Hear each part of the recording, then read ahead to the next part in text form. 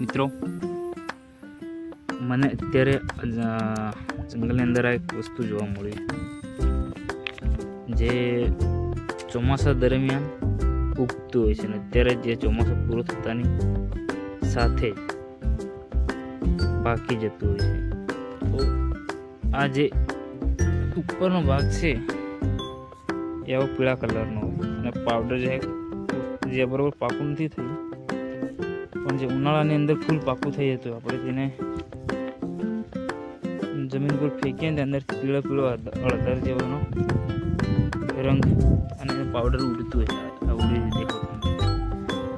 તો આને શું કહેવાય છે અને શેની અંદર એ કામ આવે છે કોમેન્ટ કરજો.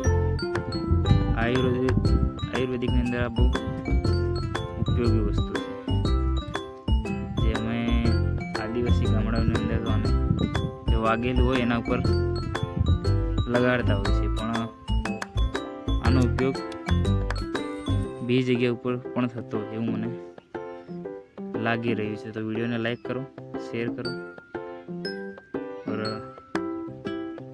કોઈને પણ ખબર હોય તો કમેન્ટ કરો.